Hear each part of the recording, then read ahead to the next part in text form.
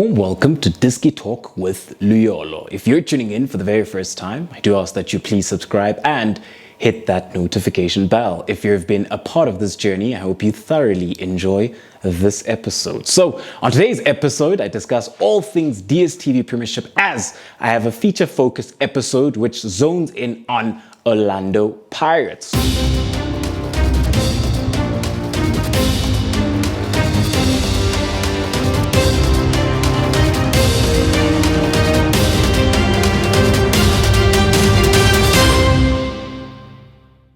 On today's episode, we're going to have a look at Orlando Pirates from a tactical perspective and then have a look at the two upcoming fixtures during this week where they will play AmaZulu midweek and then TS Galaxy during the weekend. So when we have a look then at Orlando Pirates and what Fadlu and Mandla Ngazi have been trying to do from a tactical perspective. We'll start with the formation then. They have gone at times with a 3-4-3 or a 3-5-2. You know, this is the system that they are trying then to implement at Orlando Pirates. And if we have a general look at it then, Orlando Pirates do find themselves at 7th place with 19 points, you know, having drawn so many games and having then also struggled to bury those chances. At times, they haven't been too penetrative and they haven't really scored those goals up front. But when we then start at the back then and you have a look at it, I think then Mako, who's been playing as left-sided centre-back, I think so far this season he's been their best player and their most consistent player as well. I've been thoroughly impressed with his performances, especially considering the fact that this is a player then who normally plays within vertical zone 1. He normally then looks to overlap. He's played before as a left wing. He's played before as a left wing back and a left back. But he now finds himself in a much more defensive role. And I think then he's been one of the key players within the defense for this Orlando Pirates side. And when you also have a look at it then, Olisanda, another player then who's shown glimpses of a player who can then go on to become a very, very good defender within the Dstv Premiership. Another player then who I could say at times has had very good performances, but at times in certain phases of the game he would struggle. But overall, I think so far, so good. I think he will grow within this Orlando Pirates side and grow in the Dstv Premiership. And then when you have a look at the midfield, this is an area then where they were struggling and there was lots of chopping and changing. But as of late, we have seen the return of Ben Mutswari. And I think when Ben Mutswari comes back into the heart of midfield for that Orlando Pirates side, he does give them then that experience. He does then give them that bite within the heart of midfield, and he also steadies that midfield for Orlando Pirates. The biggest thing then is who do you pair him with, you know? So as of late, they have paired him with Makarune.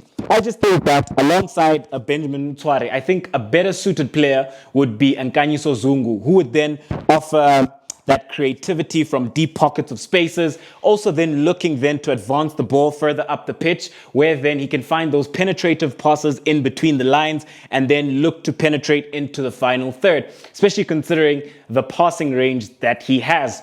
And then when we have a look at it then, another player then who is a very key player for Orlando Pirates, but has been inconsistent, talking about Dian Hotto. So against Stellenbosch, Dian Hotto did very well, but at certain phases, in certain games, he hasn't really shown up for this Orlando Pirates side, especially considering the fact that players like Hango, Pule, Loch haven't been playing for this Orlando Pirates side for different reasons. You know, but it obviously then is a time where Hotto must step up and then look to inspire this Orlando Pirates side to victories and back-to-back 3 points. However, that hasn't been the case. Another player then is Mntambo. You know, he started off very well, where he was then able to score the goals and also then be able to institute that creative action for this Orlando Pirates side.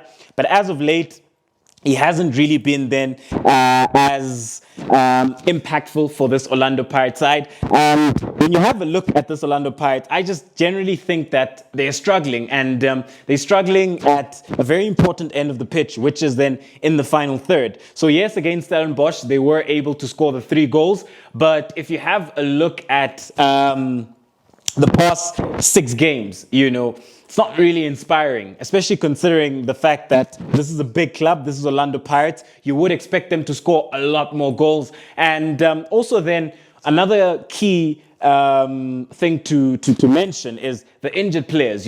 When you have Pule out, you've got Lodge out, and you also have Zakele Lipasa. Those are 3 quality players then who bring so much to this Orlando Pirates side, especially within the final third. With Lipasa, you know that he does bring the goals. With Pule, you know that he does bring that final third penetration and that creativity as well, as he currently does have 4 assists, even though he hasn't played in a bit.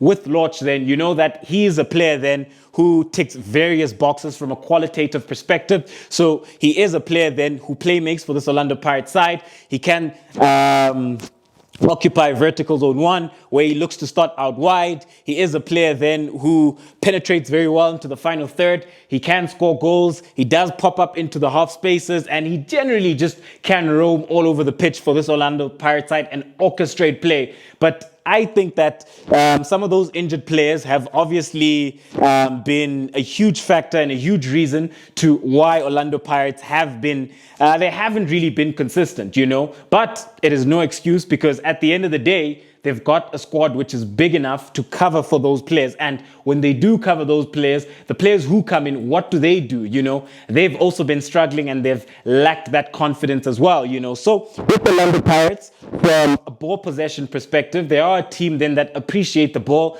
They do look to build up. And at times, I must say that they would progress the ball in an adequate manner, but it all boils down to what you do in the final third, and that's where Orlando Pirates have been lacking. And when you have a look at it then, as of late, they have started with Pepra up front and Mahacha. I just feel that from a final third perspective, that's just not penetrative enough, in my opinion, especially considering Pepra. I don't think that he is quite a number 9 then who really occupies the box. You do have Mabasa, you do have Radiopane, but they haven't really been